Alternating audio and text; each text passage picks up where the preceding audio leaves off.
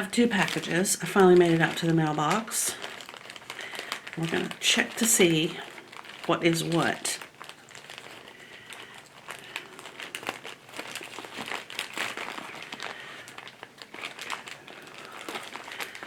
Okay, perfect. This is the apron. And oh my, how cute is that? Oh,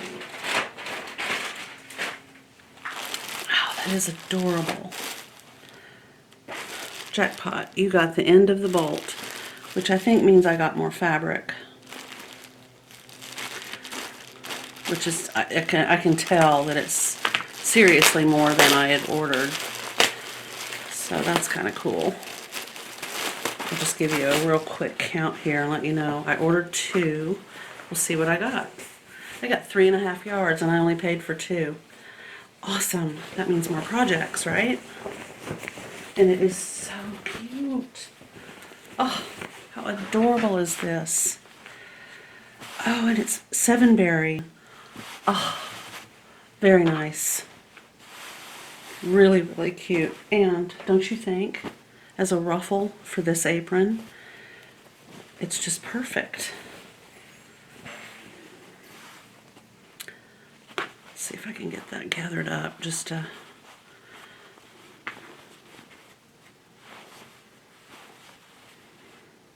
I think it's adorable. Okay.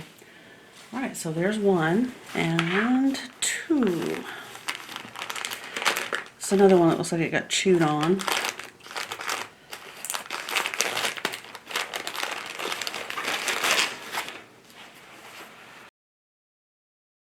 Ooh.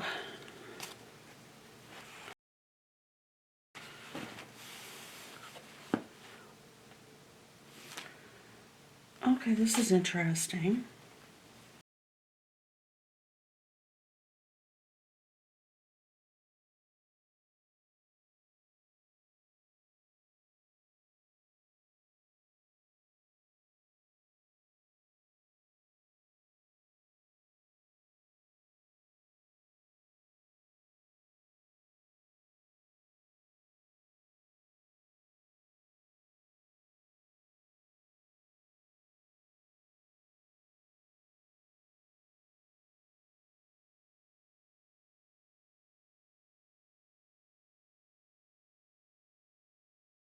This project, so I have 39 Prairie Points. I did find the missing one.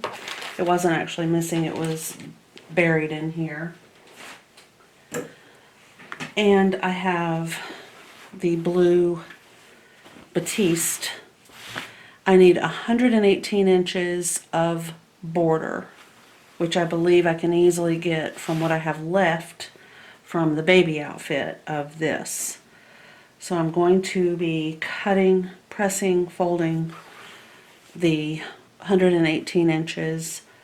What I'd like to do is 21, about 20, maybe 22, 2 22-inch cuts and 2 39-inch cuts, and then just stitch those together and create my ish 118. It's probably going to end up being about 120, so I'll have enough for the hems and the edges and the corners. But after I do that, I'll have that, and then I'm going to attach it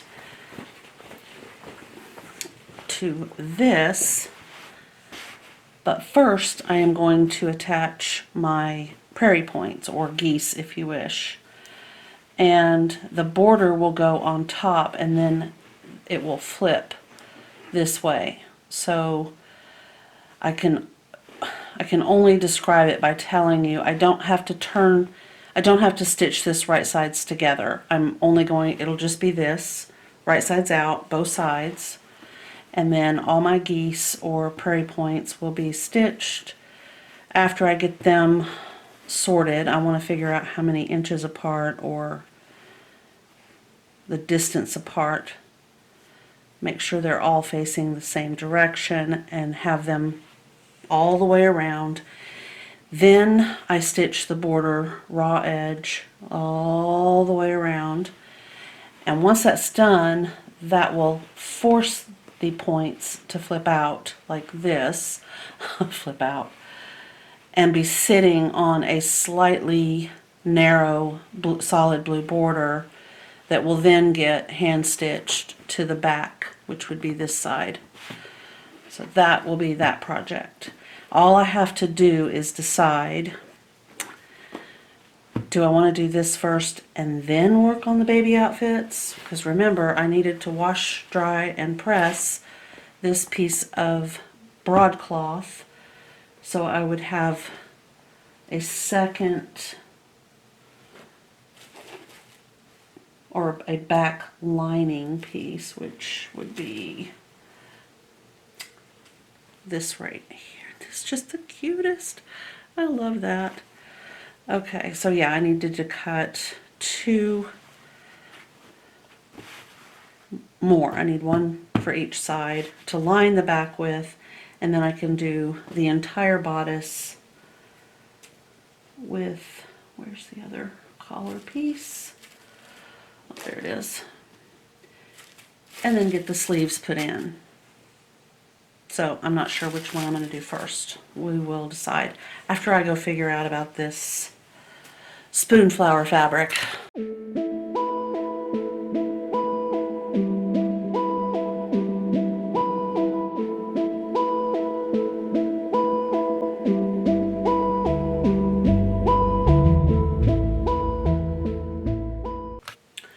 Okay, so I think what I've decided to do is I'm going to split these videos. So today I'm going to do fun sew. Well, it's all fun sewing, but I kind of want to get this on my table. First thing I have to do is get this cut, unpressed, and ready to apply. So now I am cutting out the fancy band. It will be 3 inches wide, and I had far too many inches. I really didn't need the number of inches of this band that I ended up cutting. I thought I knew how to measure, but evidently I just ended up with way too much. Fortunately, you can always use these types of cuts, so it's not a waste. And you know me, I wouldn't get rid of it anyway. But anyway, so once I had all that cut out and ready to go, I just seamed it up. So clearly I have the Prairie Points and the binding band just pinned, but I wanted to be able to show you how this will look once they're stitched. So you will flip this out like so, and of course if it were stitched you'd press, and then you take this band right here. Now a lot of people that I have seen will take it a little bit further past that seam allowance so that you have a full width on the reverse side, and when you flip it over you have this and then you have this, or you can just use this to cover your seam allowance like you would normally do if you were doing a binding like this. But whatever you do, you want this to pop out like that. To get the spacing basically even on both of the short sides and both of the long sides, I set a Prairie Point about 1 inch from each corner and then filled in. So each of the short sides had 5 Prairie Points, and each of the longer sides had 10 Prairie Points from corner to corner. And for me that worked out well. I didn't really want them crammed together. So in other words, the short ends will each have the same number and the long sides will each have the same number. At this point I'm using my acrylic OmniGrid to help me get the peaks and valleys, so to speak, of the Prairie Points from across the way to be basically in the same spot. I didn't really want there to be a huge disparity between each of those two long sides. They're the ones that will be the most looked at, most viewed, and I wanted those to be even. Alright, so I'm going to go ahead and stitch the Prairie Points down to the table runner, and then when I come back I will stitch the binding down, and of course it goes raw edge to raw edge, and then it gets flipped to the other side. I don't know if this camera angle will be adequate to show you what I am about to describe, but when you're stitching along this edge and putting the Prairie Points on to the fabric that you're stitching them onto, because of this bias cut right here, they want to stretch and kind of bunch up a little bit. So I'm going to try to show you how I am combating that issue. And I am sewing them. I'm sewing at about a 2.5 stitch length. So as you know, I have them pinned, and they are pinned horizontally. I pinned them horizontally, but they look like they're vertically pinned right now. But I start off by stitching and then reverse stitching just to do a lock stitch there at the beginning. Okay, and then I'm going to stitch about halfway, and you'll start to see a little bit of a pucker right along here. But I am pulling just a little bit with my right hand, not really pulling, but just adding a little bit of tension to this edge.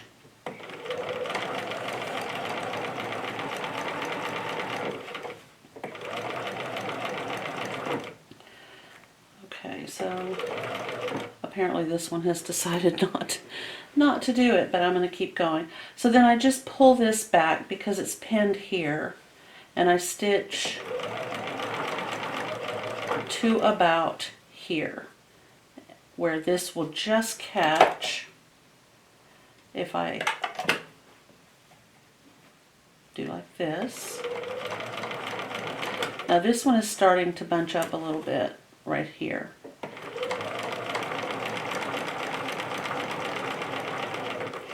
Okay, I'm going to remove, and that gives me the opportunity to pull some of that bias out. So I'll go to about there,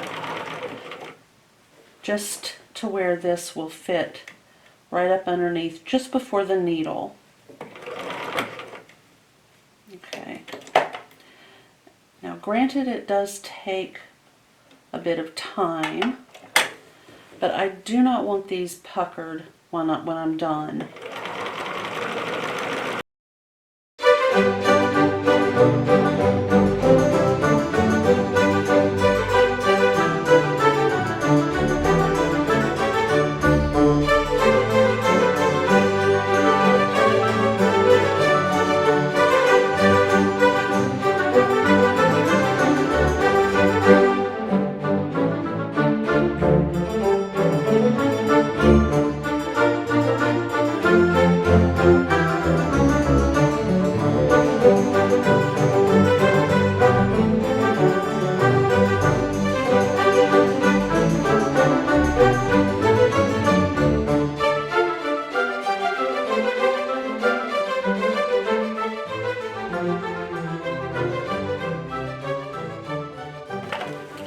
Alright, so I have both of the long edges stitched. I'm now ready to put the binding on, and that is just a simple square edge binding, which I've done I don't know how many times now. Okay, so I wanted to show you what this one looks like before I continue. So once you've gotten it stitched onto the top of the Prairie Points, this will flip over like so to the back or the reverse side, and this is what the front side will look like.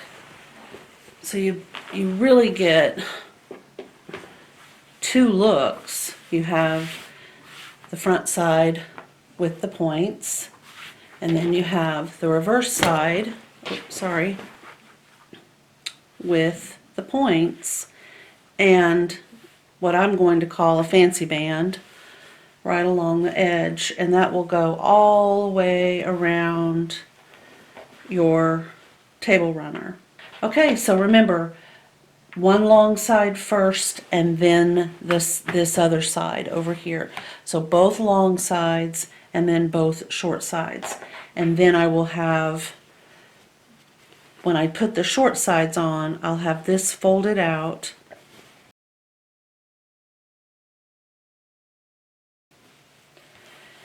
And this will go right across the top like this, and when from the other side, and when I fold it out, I'll be able to encase the raw edges with a simple fold, which I will show you when I get to that point.